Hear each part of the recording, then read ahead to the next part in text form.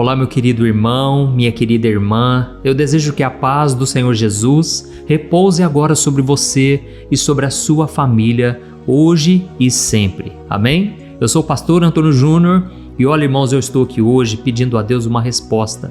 Na verdade, não é para mim, essa resposta é para você. E o Espírito Santo me mostrou claramente aquilo que Ele quer fazer na sua vida. Irmãos, eu me lembro quando eu me converti, quando eu comecei a frequentar a igreja e eu me entreguei verdadeiramente ao Senhor. As pessoas na igreja, elas sempre falavam assim: olha, irmão, Deus tem uma obra muito grande na sua vida, viu? E aí, irmãos, eu achava que aquilo era um clichê, era uma frasinha que todo mundo falava, sabe? Para quem chegava na igreja. E hoje, irmãos, eu percebo que Deus realmente ele tem uma obra grande na vida de cada um dos seus filhos. Deus nunca vai deixar uma pessoa de fora, uma pessoa no qual Ele não vai fazer nada na vida dela. Aliás, pode ser que Ele não faça nada realmente, porque Deus precisa de algo da nossa parte, que a gente dê um passo de fé. Sabe quando você fica pedindo algo para Deus? Talvez que Ele te fortaleça contra o pecado, talvez que Ele te use na obra de Deus, na vida das pessoas, mas parece que isso nunca chega. E você fica sonhando com isso, você fica imaginando como seria se Deus te usasse nessa geração. Eu tenho uma boa notícia para você. Esta unção já está sobre a sua vida. A Bíblia diz que a unção do Espírito Santo já repousa sobre nós e nós já temos toda a capacitação, toda a autoridade, todo o poder disponível para nós. Só que tem um porém. Muitas vezes nós somos acomodados e existem também outras coisas que podem impedir esta unção de se manifestar na nossa vida. Eu vou te mostrar aqui hoje uma história. Eu acredito que você talvez nunca ouviu falar, mas essa história vai mexer tanto com você.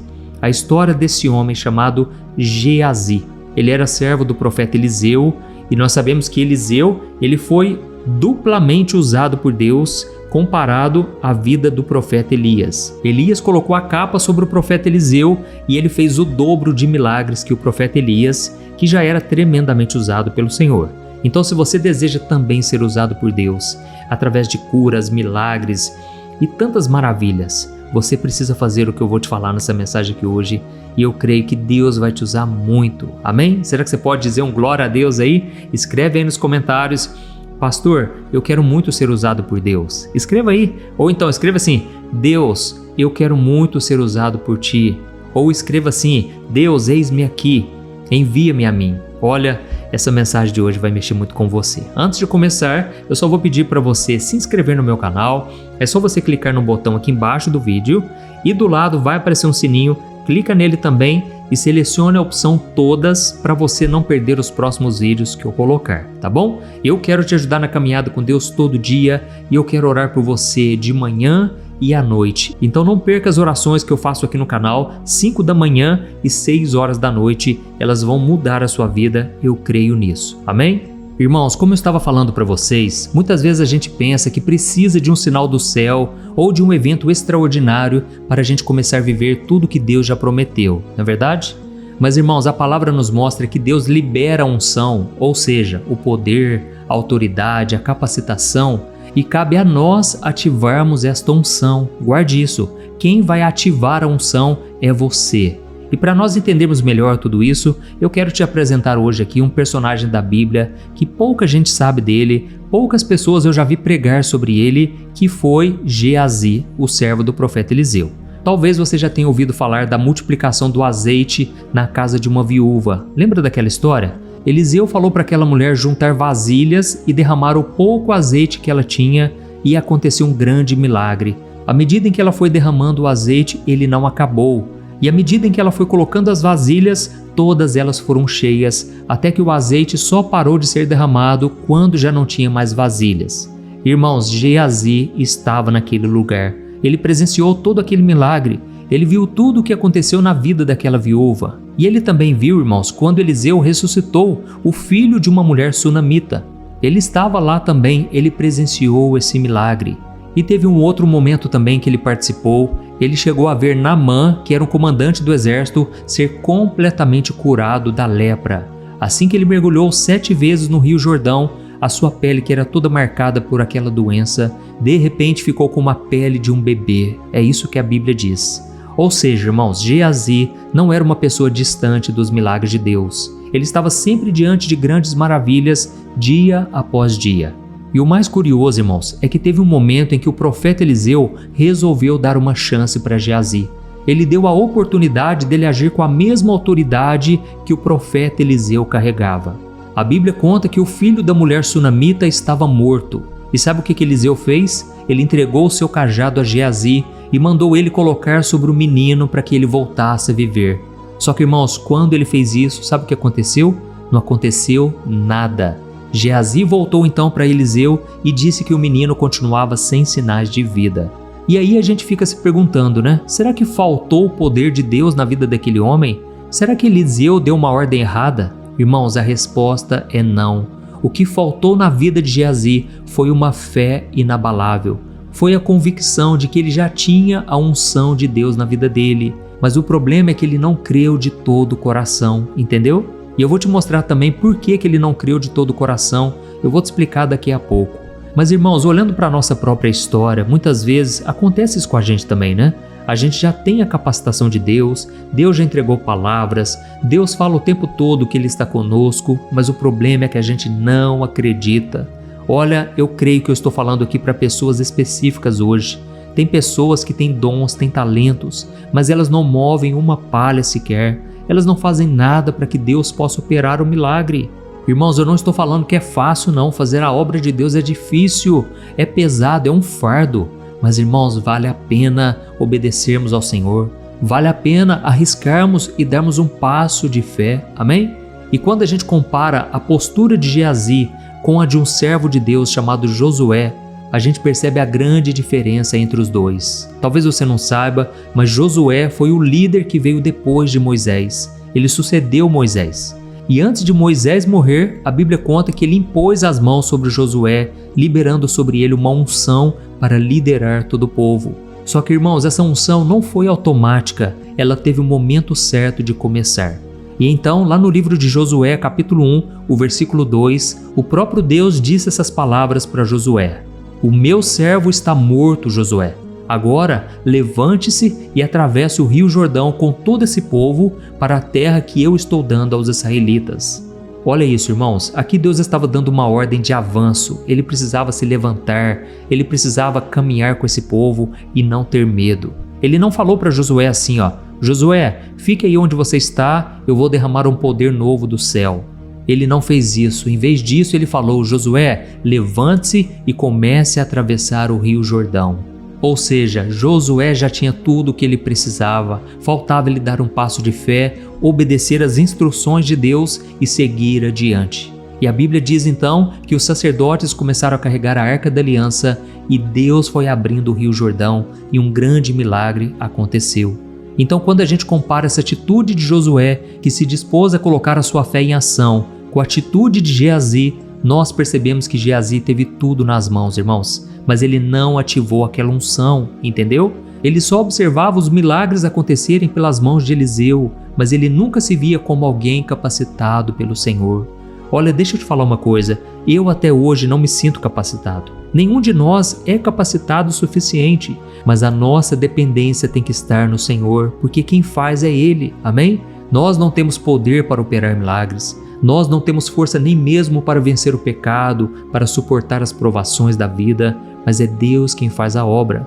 Então o Senhor está esperando de mim e de você hoje para darmos um passo de fé e então Ele vai operar através de nós. Amém? E sabe o que aconteceu depois na vida de Geazi? A Bíblia diz que ele se deixou levar pela cobiça. Aquele homem era ganancioso, era um homem que era voltado só para as coisas dessa terra. E eu acredito que é por isso que Deus não operou o milagre, mesmo ele estando com o cajado de Eliseu. E a palavra de Deus conta que quando Naamã ele mergulhou no rio Jordão 7 vezes, ele foi curado da lepra e então, por gratidão, ele ofereceu presentes a Eliseu, mas o profeta não quis. Ele reconheceu que aquele milagre foi Deus quem operou. Mas Geazi, naquele momento, ele não quis perder a oportunidade. Sabe o que ele fez? Ele correu atrás de Naamã e ele inventou toda uma história para receber dinheiro, para receber as roupas, e quando ele pensou que tudo ia ficar bem, ele acabou herdando a lepra que antes estava em Naamã. Irmãos, olha que tragédia. Em vez dele se tornar um profeta como Eliseu, aprender tudo com aquele homem de Deus, ele acabou recebendo uma maldição. Tudo porque ele não vigiou seu coração e ele não valorizou a presença de Deus como seu bem mais precioso. Olha, fica um recado aqui para todos nós. A presença de Deus deve estar acima do dinheiro, do nosso bem-estar, acima de qualquer coisa na nossa vida. Amém? E talvez você pense assim: mas se eu vivesse no tempo de Eliseu, se eu vivesse no tempo de Jesus, dos apóstolos, talvez seria muito mais fácil eu acreditar. Mas irmãos, vamos ser sinceros aqui, se Geazi, que viu tantos milagres, ele não cresceu na fé, ele não cresceu espiritualmente, pelo contrário, ele se desviou da fé. Será que a questão é só ver milagres? Ou será que nós precisamos desenvolver uma intimidade com Deus, uma entrega completa que vai nos fazer abrir mão dos nossos desejos egoístas, dos nossos interesses carnais? Entendeu? O que Deus está vendo, irmãos, é o nosso coração. Tem muitas pessoas que até oram: Senhor, me dá mais poder, me dá mais unção. Mas Deus está respondendo hoje: meu filho, você já tem o meu Espírito Santo. É só caminhar em obediência, é só você se consagrar, é só você crer que eu estou com você. Aleluia! O apóstolo Paulo chegou a falar para Timóteo. Sabe o que ele disse? Timóteo, eu já coloquei as minhas mãos sobre você, eu já liberei a unção de Deus na sua vida, mas agora você tem que ativar esta unção. Isso é forte demais, irmãos. Deus já nos deu tantas coisas e Deus agora está esperando a nossa obediência. Mas não é uma obediência por obrigação, de forma mecânica, não é isso. É você estar tão cheio do Espírito Santo que você perde o interesse pelas coisas deste mundo. E talvez você está pensando aí: mas pastor, eu não consigo ativar essa unção na minha vida, pastor. O que eu tenho que fazer? Irmãos, primeiro, a gente tem que crer que Deus já nos capacitou para vencer, tá bom? Segundo, continue caminhando em obediência, mesmo sem você ver nada ou nem mesmo ver resultados de imediato, porque tem alguns milagres que só vão acontecer depois de um tempo. Tudo existe um momento certo para acontecer, tá bom? E terceiro, comece a buscar mais intimidade com Deus. Leia mais a Bíblia, ore, jejue e deseje mais pela presença do Senhor acima de qualquer outra coisa. E em quarto lugar, algo muito importante: proteja o seu coração de todo tipo de cobiça, não guarde rancor com ninguém, busque a santidade e Deus com certeza vai honrar a sua fé. Amém? Então você não tem que pedir que Deus te dê uma nova unção, você só precisa ativar a unção que Deus já liberou. E a palavra que Deus manda te dizer hoje é: levante-se, atravesse o Jordão, viva o sobrenatural, comece a fazer coisas que você nunca fez, confiando no meu poder, e eu te usarei, diz o Senhor. Aleluia! Então, irmãos, nós vamos orar agora e eu quero que você escreva aqui nos comentários o seu primeiro nome e na frente escreva assim: Senhor, fortalece a minha fé. Aleluia! Então, irmãos, agora eu vou orar. Eu peço que você feche os seus olhos e não se esqueça no final de compartilhar com aquele irmão da igreja que precisa ouvir essa mensagem, aquela pessoa que já não fala com você há muito tempo. Envia para ela também. Deus pode tocar no coração dos filhos dele. Aleluia. Vamos orar então. Senhor, meu Deus e meu Pai, nós queremos te agradecer por esta palavra que tocou profundamente o nosso coração. Obrigado, meu Deus, porque o teu Espírito Santo já habita em cada um que crê em Jesus e por meio dessa presença santa e gloriosa, agora nós cremos que podemos vencer qualquer batalha, mesmo aquelas que parecem impossíveis. Oh, meu Deus, nesse momento eu peço que a tua mão poderosa alcance o coração dessa pessoa que está me ouvindo agora, que não seja apenas uma oração, mas seja uma restauração, uma intimidade contigo, meu Pai. Oh Deus, se existe alguém nesse momento que está se sentindo fraco, incapaz, intimidado pelos desafios que têm surgido, eu oro agora, meu Pai, te pedindo, sopra do teu Espírito Santo, renova as forças dos teus filhos, meu Pai, que essa palavra se torne viva, que a gente não se sinta mais pequeno, mas que a gente se sinta completamente capacitados por Ti. Oh, meu Deus, visita cada lar, cada família, cada situação de enfermidade. Eu coloco diante de Ti, Pai, essas pessoas que estão lutando com doenças físicas, câncer, diabetes, problemas cardíacos, problemas na coluna, problemas de cabeça. Oh, meu Pai, tem misericórdia dessas pessoas, ó Deus. Eu ordeno que toda raiz de doença seja quebrada agora, que toda célula cancerígena seja eliminada desse corpo, que o Senhor restaure cada uma dessas pessoas, Pai. Que o Senhor faça um milagre grandioso nesse momento.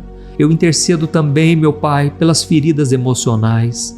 quantas pessoas carregam traumas, medos, depressão, ansiedade, síndrome do pânico e aquele sentimento de culpa que não vai embora.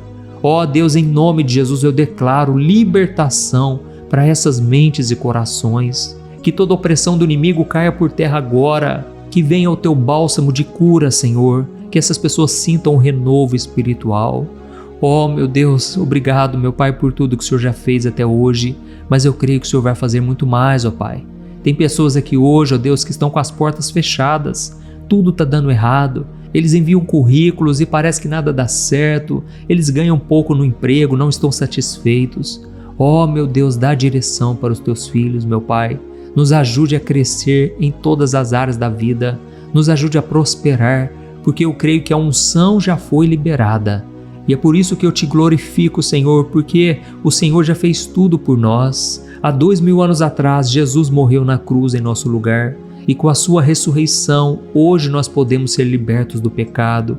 Hoje nós temos a vida eterna. Nós temos toda a capacitação que precisamos. Assim como está escrito, tudo posso naquele que me fortalece. Ó Deus, obrigado, meu Pai, porque o Senhor é bom, o Senhor é misericordioso, o Senhor é fiel. E é no nome de Jesus que eu já te agradeço por tudo que o Senhor fez aqui hoje e ainda irá fazer em nossas vidas. Amém. Glória a Deus. Oi, antes de você compartilhar esse vídeo, eu quero só te fazer uma pergunta. Você tem conseguido controlar suas emoções? Você sabia que a coisa mais importante hoje em dia é você saber lidar com as suas emoções para você não ser abalado com tudo que tem acontecido à sua volta? Sabe, irmãos, eu tenho percebido que cada dia mais as pessoas, mesmo tendo fé, acreditando em Deus, elas não estão conseguindo ser felizes e ter paz de verdade. E foi pensando nisso, irmãos, que eu comecei a olhar para a Bíblia e eu entendi que homens e mulheres do passado também enfrentaram esse mesmo mal, a ansiedade. E então eu selecionei 100 histórias da Bíblia com uma linguagem fácil e simples para você entender que é possível sim vencer a ansiedade e ter uma vida muito melhor, uma vida que vai ter paz com você, com as pessoas à sua volta e principalmente com Deus, porque eu não sei se você sabe, Deus não trabalha em coração ansioso, Deus espera que você confie nele de todo o coração e por isso neste livro eu vou te apresentar ferramentas para você vencer de vez esse mal, tá bom? Então eu quero enviar no seu e-mail este livro que eu acabei de escrever, chamado Sem Ansiedade. Eu tenho certeza, depois você vai contar o testemunho do que Deus vai fazer. Irmãos, milhares de pessoas já estão sendo abençoadas com as mensagens desse livro. Então faz o seguinte, eu vou deixar o link aqui embaixo e você vai clicar nele para você adquirir e receber agora no seu e-mail. Ou então você vai acessar www.semansiedade.com.br, tá bom? Eu creio que Deus tem planos maravilhosos para a sua vida e basta você dar o primeiro passo. São mensagens simples que vão te abençoar profundamente. Deus te abençoe, eu te espero lá.